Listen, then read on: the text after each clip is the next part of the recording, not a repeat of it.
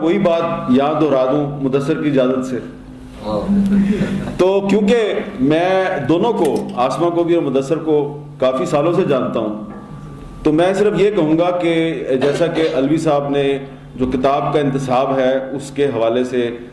مدثر صاحب کا جو کردار ہے اس کو بڑے آسان طریقے سے اجاگر کرنے کی کوشش کی ہے, تو میں صرف یہ کہوں گا کہ جو میں نے اردو کانفرنس میں بھی کہا تھا کہ اکثر آپ سنتے ہیں کہ ہر مرد کی کامیابی کے پیچھے کوئی عورت ہوتی ہے, تو اسی طرح اس کامیاب عورت کے پیچھے بھی ایک مرد ہے اور وہ مدثر ہے. کشور آپا کو میری بات پسند نہیں آئی, لیکن کشور آپا جب میں آپ کو تنہائی میں مدثر کی جو جرت اور ہمت کی داستان ہے اور اس کے ساتھ جو دو بیٹے بیٹھے ہوئے ہیں ان دونوں کے بارے میں بتاؤں گا تو پتہ چلے گا کہ ماں کے پیچھے 3 مرد تھے, ایک نہیں 3 تھے, 2 بیٹے اور ایک اس کا شوہر. تو یہ ہمارے معاشرے میں جو ایک خواتین جو ہیں جو گھر سے باہر نکلتی ہیں اور کام کرتی ہیں, مختلف زندگی کے شعبوں میں جدوجہد کرتی ہیں, ان کو بہت سے مسائل کا سامنا ہوتا ہے. تو اس میں کوئی جو ہے وہ اس قسم کے جو مسائل ہوتے ہیں وہ ان سے گھبرا کے دوبارہ گھر میں بیٹھ جاتی ہے, کوئی نہیں بیٹھتی. لیکن آسما شرازی صاحبہ جو ہیں وہ ہمارے ان قابل فخر ساتھیوں میں سے ایک ہیں جو نہ صرف آگے بڑھتی گئیں بلکہ ان کو دیکھ کے بھی جو بہت سی ہماری خواتین صحافی ہیں وہ ان کو دیکھ کے وہ ان کے ساتھ آگے بڑھتی گئیں. تو اس لیے وہ ہماری صحافت کی دنیا کا ایک قابل فخر کردار ہیں, اور اس قابل فخر کردار کے پیچھے اگر کسی مرد کا کردار ہے تو تھوڑا سا اس کو بھی تسلیم کر لینا چاہیے. اب میں اس کتاب کے بارے میں مستنصر جاوید صاحب نے جس ہولے انداز میں بڑی خوبصورتی کے ساتھ آپ کو جو باتیں بتائی ہیں, اور جب وہ تقریر کر رہے تھے تو میں کیونکہ ادھر بیٹھا ہوا تھا تو میں کشور آپا کی فکر بازی بھی سن رہا تھا, تو میں نے مستنصر صاحب کی تقریر کو بھی انجوائے کیا اور کشور آپا کی جو فکر بازی ہے اس کو بھی انجوائے کیا. میں آپ کو بتانا ہی چاہتا ہوں کہ جب اردو کانفرنس سے واپس میں آ رہا تھا تو جو آسما کی کتاب ہے وہ میں نے کہا اس کو میں راستے میں پڑھتا جاؤں گا, تو میں نے ہاتھ میں پکڑی ہوئی تھی. تو جب میں نے کراچی ایئرپورٹ پہ چیک ان کیا اور میں جب جو مسافروں کا لاؤنج ہے ادھر جا کے بیٹھا تو ایک لمبی لائن تھی, تو میں نے کہا لائن میں لگنے سے بہتر ہے کہ میں 2-3 صفحات پڑھ لیتا ہوں. اب میں جناب وہ کھول کے بیٹھا ہوا تھا اور میں نے نوٹس کیا کہ بہت سے لوگ جو ہیں وہ میری طرف نہیں دیکھ رہے, وہ میرے ہاتھ میں پکڑی ہوئی کتاب کی طرف دیکھ رہے ہیں, کیونکہ کتاب کا ٹائٹل آپ دیکھیں نا اس کے اوپر آسما شرازی جو ہے وہ مسکراتی ہوئی نظر آ رہی ہے آپ کو, اور اس میں کچھ خواتین تھیں جو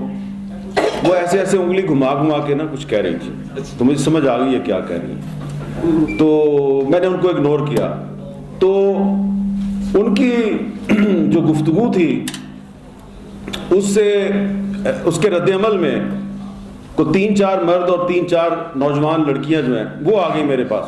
اور انہوں نے کہا جی یہ بہت اچھی کتاب ہے, اونچی بولنا شروع کر دیا, یہ بہت اچھی کتاب ہے. اور وہ کہتی تھی نا جب یہ بہت اچھی کتاب ہے تو وہ منہ ان کا ان عورتوں کی طرف ہوتا تھا جو اس طرح کر کے کچھ کہہ رہی تھی. مجھے سمجھ آ گئی کہ ادھر جو ہے نا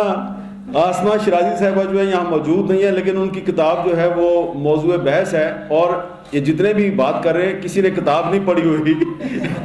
کچھ لوگ پڑھے بغیر کتاب پہ تنقید کر رہے ہیں اور کچھ لوگ پڑھے بغیر کتاب کی تعریف کر رہے ہیں. تو یہ جو ہے یہ پولرائزیشن ہے ہمارے معاشرے کی, اور یہ جو پولرائزیشن ہے اس پولرائزیشن کے ماحول میں یہ آسما نے جو کتاب لکھی ہے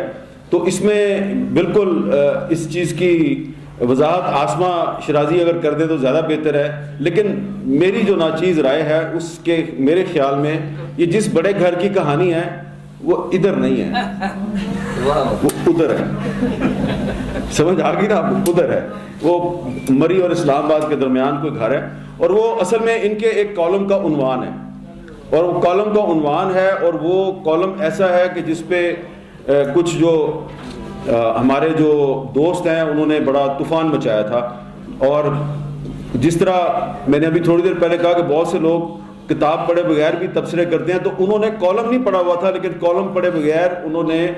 آسما کے خلاف ایک پریس کانفرنس بھی کر دی, بیان بھی داغ دیا, اور پروپیگنڈا بھی شروع کر دیا. لیکن اس کے بعد انہوں نے جس بہادری کے ساتھ اس پروپیگنڈے کا مقابلہ کیا تو ظاہری بات ہے لوگ تو پہلے ہی ان کے بڑے پرستار تھے, تو اس کے بعد تو لوگ ان کی جرأت اور ہمت کے مزید پرستار بن گئے. اس کتاب میں جیسا کہ آپ کو مستنصر صاحب بتا رہے تھے کہ 2018 سے لے کے اور 2022 کا جو پہلا حصہ ہے, یعنی کہ 4 سال کی کہانی ہے جس میں ایک دور حکومت جو ہے وہ کور ہوتا ہے. لیکن اس میں کچھ موضوعات ایسے ہیں جن کا تعلق صرف حکومت کے ساتھ نہیں ہے, بلکہ پاکستان کے بہت بڑے بڑے جو سیاسی اور ہمارے جو سماجی مسائل ہیں ان کے ساتھ ہے. اس میں جو ایک ایسا کالم ہے جو کہ آسما نے 2018 میں لکھا, اور جب آپ اس کالم کو آج دوبارہ پڑھیں گے تو آپ کو ایسا لگے گا کہ پاکستان 2022 میں نہیں, ابھی تک 2018 میں کھڑا ہے. اور وہ کالم ہے جو بلوچستان بنام وزیر اعظم پاکستان ہے. تو اس میں آسما شرازی نے بتایا ہے کہ بلوچستان کا کیا مسئلہ ہے, وہاں پہ جو لاپتہ افراد ہزاروں کی تعداد میں ہیں ان کو بازیاب نہیں کیا جا سکا, اور اس کی وجہ سے اختر مینگل جو ہیں انہوں نے عمران خان کی حکومت کا ساتھ دینے کا فیصلہ کیا ہے. اور اگر اختر مینگل کے مطالبات پہ عمل درآمد نہ ہوا تو پھر کیا ہوگا, اور پھر وہی ہوا. اور اس کے بعد اختر مینگل صاحب عمران خان کی حکومت سے علیحدہ ہو گئے, اور اس کے بعد پھر جب شہباز شریف صاحب وزیر اعظم بنے تو وہ ان کی حکومت میں شامل ہو گئے. اور پرسوں وہی اختر مینگل صاحب جو ہیں وہ قومی اسمبلی میں تقریر کر رہے تھے, اور وہ اس موجودہ حکومت کے سامنے بھی اپنے شکووں کا شکایتوں کا انہوں نے انبار لگایا ہوا تھا. تو اگر آپ وہ کالم پڑھیں 2018 کا تو آپ کو ایسا لگے گا کہ پاکستان ابھی تک وہیں پہ کھڑا ہے جہاں پہ 4 سال پہلے تھا. تو اس میں ہمیں کسی غلط فہمی کا شکار نہیں ہونا چاہیے. ہو سکتا ہے کچھ لوگوں کو میری بات بری لگے, لیکن مجھے نہیں لگتا کہ عمران خان کا دور حکومت ختم ہو گیا ہے. شہباز شریف صاحب جو ہے وہ وزیر اعظم ضرور ہیں, لیکن لگتا یہ ہے کہ ابھی بھی حکومت جو ہے وہ عمران خان ہی کی ہے, کیونکہ عمران خان کی حکومت عمران خان کی حکومت نہیں تھی, اور شہباز شریف کی حکومت جو ہے وہ شہباز شریف کی حکومت نہیں تھی. دونوں کی حکومتیں جو ہیں وہ کسی بڑے گھر کی حکومتیں ہیں. اور اس کا سب سے بڑا ثبوت یہ ہے کہ آپ دیکھیں کہ آسما کی کتاب میں بھی کافی ذکر ہے علی وزیر کا. تو جب عمران خان صاحب وزیر اعظم تھے تو علی وزیر صاحب کو گرفتار کیا گیا, اور گرفتار کیا گیا خیبر پختونخوا سے بند کر دیا گیا ان کو سندھ کی ایک جیل میں. اور اب شہباز شریف صاحب کی حکومت ہے تو ایک اور پارلیمنٹ کے ممبر ہیں اعظم سواتی صاحب, آپ ان سے اختلاف کر سکتے ہیں, لیکن حقیقت یہ ہے کہ ان کو اسلام آباد سے گرفتار کر کے پہلے بلوچستان لے جایا گیا, پھر بلوچستان میں کہا گیا جب عدالتوں کی طرف سے کہ ان کو رہا کر دیں, تو پھر ان کو وہاں سے وہ سندھ لے گئے. تو اب علی وزیر بھی سندھ کی جیل میں ہے, اعظم سواتی بھی سندھ کی جیل میں ہے. سندھ میں حکومت پیپلز پارٹی کی ہے, لیکن جس طرح کہ شہباز شریف کی حکومت جو ہے وہ شہباز شریف کی حکومت نہیں ہے, اسی طرح مراد علی شاہ کی حکومت بھی مراد علی شاہ کی حکومت نہیں ہے. اور اسی لیے علی وزیر بھی جیل میں ہے اور اعظم سواتی بھی جیل میں ہے. اور یہ ہے اس بڑے گھر کی کہانی جو کہ آسما شرازی نے اپنی اس کتاب میں لکھی ہے. تو اصل میں ہمیں پاکستان کو اگر ایک مثالی گھر بنانا ہے جس میں رہنے والے تمام لوگ جو ہیں وہ ایک دوسرے سے خوش ہیں, تو اس کے لیے ضروری ہے کہ ہم پاکستان میں آئین اور قانون کی بالادستی قائم کریں. اور اس حوالے سے بھی آسما نے اپنی کتاب میں یہ ایشو بھی بار بار اٹھایا ہے کہ اگر ہم نے پاکستان کو ایک مثالی ریاست بنانا ہے تو اس کے لیے ضروری ہے کہ یہاں پہ آئین اور قانون کی بالادستی قائم ہو, اور جب آئین اور قانون کی بالادستی قائم ہوگی تو تب ہی پاکستان کے عوام کا یہ ملک پاکستان اسلامی جمہوریہ پاکستان یہ مکان نہیں رہے گا بلکہ گھر بن جائے گا, اور پھر یہ ایک بڑا گھر بن جائے گا ہم سب کا.